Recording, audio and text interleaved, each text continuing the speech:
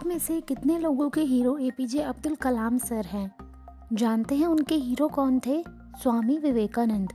अच्छा, हम में से कौन सुभाष चंद्र बोस, लाल बहादुर शास्त्री जी को हीरो मानता है? जानते हैं उनके हीरो कौन थे? ऑब्वियसली स्वामी विवेकानंद।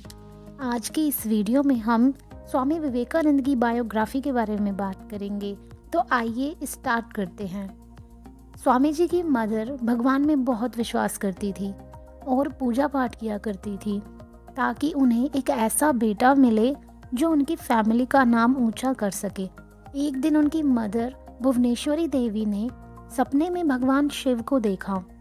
उन्होंने देखा भगवान उनसे कह रहे थे कि वो उनके बेटे के रूप में जन्म लेंगे। ये सुनकर वो बहुत खुश हो गई और उनकी आंखों में खुशी के आंसू आ गए। और 12 जनवरी 1863 में मकर संक्रांति के दिन स्वामी जी का जन्म हुआ। उनकी फैमिली ने स्वामी जी का नाम नरेंद्र नाथ रखा और सब उन्हें प्यार से नरेन कहने लग गए। स्वामी जी के परिवार में सब बहुत इंटेलिजेंट और पढ़े लिखे लोग थे और हमेशा दूसरों की मदद करते थे, जिसकी वजह से उनका बहुत नाम था और सब उनको बहुत मानते थे। नरेंद्र जी के फादर कलकत्ता में हाई कोर्ट में एडवोकेट थे। नरेंद्र एक मॉन्क यानी एक पुजारी की तरह जीवन जीना चाहते थे। दुनिया में क्या क्या इन्वेंट हो रहा है, क्या क्या अचीवमेंट हो रही हैं, उन्हें इससे कोई मतलब नहीं था, उसमें इनका कोई इंटरेस्ट नहीं था। उनके पास एक क्लियर गोल था। उन्हें भगवान को देखना था, उन्हें एक्सपीरियंस करना था कि भगवान से मिलना कैसा लगता है। वे चाहते थे कोई ऐसा इंसान उन्हें रास्ता दिखाए जिन्होंने खुद भगवान को देखा हो। नरेंद्र जी रामकृष्ण जी से दक्षिणेश्वर मंदिर में मिले थे। वो नरेन से मिलकर बहुत इम्प्रेस हुए। रामकृष्ण जी समझ गए थे कि नरेन दूसरे बच्चों से अलग है। रामकृष्ण जी बहुत खुश थे। उन्हें फाइनली एक ऐसा स्टूडेंट मिल गया था जिससे वे अपने विचारों को शेयर कर सकते हैं। बाल्यकाल से ही नरेन के मन में साधुओं के प्रति बड़ी श्रद्धा थी। नरेन की बढ़ती उम्र के साथ उनका ज्ञान तो बढ़ ही रहा था, उनके तर्क भी प्रभावी होते जा रहे थे। पहली बार जब नरेन रामकृष्ण परमहंस से मिले तो उन्होंने रामकृष्ण जी से पूछा, क्या उन्होंने ईश्वर को देखा है? तो रामकृष्ण परमहंस ने कहा कि हाँ, मैंने ईश्वर को देखा है और बिल्कुल वैसे ही जैसे मैं तुम्हें देख रहा हूँ। नरेन को ऐसा उत्तर देने वाले वे प्रथम व्यक्ति थे। उस समय वे पहली बार किसी व्यक्ति से इतना प्रभावित हुए थे। इसके पश्चात उन्होंने रामकृष्ण परमहंस से कई मुलाकातें की और इन्हें अपना गुरु बना लिया। सन 1886 में रामकृष्ण परमहंस की डेथ हो गई। उन्होंने अपना उत्तराधिकारी नरेन को बना दिया। रामकृष्ण जी की डेथ के बाद सारे मोंक बेघर हो गए। नरेन अब 23 साल के हो चुके थे। अब ये उनकी रिस्पॉन्सिबिलिटी थी कि वे नए मोंक का ध्यान रखें, उन्हें पढ़ाएं। वे पूरे मन से नए स्टूडेंट्स को पढ़ाने लगे। घर में सबसे बड़े होने के कारण दिन भर अपनी फैमिली की तरफ वे अपनी ड्यूटी पूरी करते और रात को मठ में अपने स्टूडेंट्स और भाइयों को सिखाने चले जाते।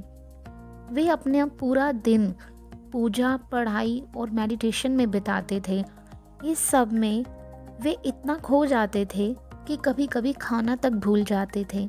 उन्होंने सबको कर्म, योग, भक्ति और ज्ञान के बारे में समझाया और सिखाया। वे उनके साथ बहुत सी बातें शेयर करते और उनकी नॉलेज को इंक्रीज़ करते थे। नरेन उन्हें दूसरी कंट्रीज़ की हिस्ट्री और पॉलिटिकल सिस्टम के बारे में भी बताते थे। उन्होंने उन सबको प्लेटो, एरिस्टोटल, बुद्ध, हेगल और भी बहुत सारे लोगों के बारे में बताया, जिससे उनकी नॉलेज लाइफ के हर एक एरिया में बहुत अच्छी हो गई थी। स्वामी जी ने बहुत सी यात्राएं की। सबसे पहले वे वाराणसी गए, जिसे इंडिया की सबसे पवित्र जगह माना जाता है। नरेन को यहाँ आकर बहुत अच्छा लगा, मानो कि उनमें एक नई एनर्जी भर गई हो। वाराणसी के बाद नरेन अयोध्या गए। इतना लंबा सफ़र नरेन ने नंगे पैर और बिना पैसों के तय किया। स्वामी जी को अमेरिका में एक नई होप और अपॉर्चुनिटी दिखाई दी, क्योंकि वहाँ कोई कास्ट सिस्टम नहीं था। पार्लियामेंट ऑफ रिलीजन एक बहुत अच्छा मौका था इंडिया के लिए मदद मांगने का। स्वामी जी से उन्हें इंडिया का एंशियंट नॉलेज मिल सकता था और बदले में इंडिया उनसे मॉडर्न टेक्नोलॉजी के बारे में सीख सकता था। पार्लियामेंट ऑफ रिलीजन सितंबर 1893 में खोला गया। ये एक फेयर जैसा था, जिसका मकसद ये दिखाना था कि वेस्टर्न कंट्रीज़ साइंस और टेक्नोलॉजी में कितनी आगे बढ़ गई है। क्योंकि रिलीजन भी हमारी लाइफ का एक इम्पॉर्टेंट हिस्सा है, इसीलिए उसे भी इस इवेंट में शामिल किया गया था। इस इवेंट में कम से कम 7,000 लोग जमा हुए थे। स्वामी विवेकानंद पहली बार इतने सारे लोगों के सामने स्पीच देने वाले थे। आखिर उनकी बारी आ गई। उनके सबसे पहले वर्ड्स थे brothers and sisters of America. उनके इस वर्ड ने वहाँ सभी लोगों का दिल जीत लिया। वहाँ सब लोगों ने खड़े होकर उनके लिए तालियां बजाई। वो सबसे ये कहना चाहते थे कि हमें एक दूसरे को एक्सेप्ट करना सीखना पड़ेगा। हमें एक दूसरे को समझने की और शांति बनाकर रखने की ज़रूरत है। कोई हमसे अलग है तो क्या हुआ, हमें सबकी रिस्पेक्ट करनी चाहिए। स्वामी जी की एक खास बात जो उन्हें दूसरों से अलग बनाती थी वो ये थी कि उन्होंने कभी भी किसी भी रिलीजन को सही और बाकी सभी रिलीजन्स को गलत प्रूफ करने की कोशिश नहीं की। उनका मानना था कि सब रिलीजन भगवान तक ले जाने का रास्ता है। पार्लियामेंट ऑफ रिलीजन के बारे में इंडिया में खबरें आने लगी। न्यूज़पेपर्स और मैगजीन्स में स्वामी जी की स्पीच छपने लगी। सारे इंडियंस को बहुत प्राउड फील हुआ। जब स्वामी जी इंडिया पहुँचे तो हज़ारों लोग पोर्ट पर स्वामी जी के आने का वेट करने लगे। उनका रेस्पेक्ट देने के लिए सब लोग ज़मीन पर बैठ गए। लोग उनको उनके ज्ञान और उनकी सोच के लिए पसंद करते थे और ये अपने आप में एक बहुत बड़ा अचीवमेंट था। वो इन सब के लिए ग्रेटफुल थे। लोगों में उन्हें देखने और उनकी बातें सुनने की इच्छा थी। कुछ टाइम बाद स्वामी जी को अस्थमा हो गया। अपने फ्रेंड को लिखे हुए लेटर में उन्होंने कहा भी था कि वे बहुत थका हुआ महसूस कर रहे हैं। डॉक्टर ने उन्हें नॉर्थ इंडिया में जाने की सलाह दी, क्योंकि वहाँ क्लाइमेट अच्छा माना जाता है।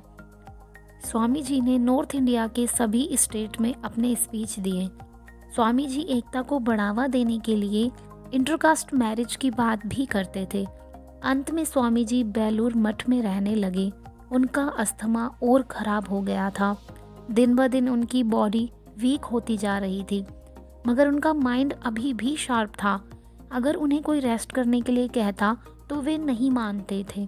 स्वामी जी को महसूस हो गया था कि वे 40 की एज तक नहीं पहुंच पाएंगे। उनकी एज इस समय 39 ईयर और 5 मंथ हो चुकी थी। उन्होंने पंचांग भी देखा था। वे ये कैलकुलेट करना चाहते थे कि उनकी डेथ कब होने वाली है। कुछ दिनों के बाद वे अपने शरीर को छोड़ गए। उन्होंने अपनी आवाज़ और अपनी सोच को गरीबों के लिए मदद मांगने में लगा दिया। दोस्तों, इस वीडियो में हमने स्वामी विवेकानंद जी के बारे में जाना। वे सच में एक महान इंसान थे, जिनकी जितनी भी तारीफ़ की जाए कम है। अब हमारी ड्यूटी है कि हम उन्हें हमेशा याद रखें और उनके बारे में ज़्यादा से ज़्यादा लोगों को बताएं। अगर आप इस तरह की वीडियोस मिस नहीं करना चाहते तो हमारे चैनल लर्निंग फैक्ट को सब्सक्राइब करके बेल बटन को ज़रूर दबा दें। आप कमेंट करके ये भी बता सकते हैं कि आप नेक्स्ट वीडियो किस टॉपिक पर चाहते हैं। ठीक है दोस्तों, हम आपसे दोबारा मिलेंगे नेक्स्ट वीडियो में। जय हिंद, जय भारत।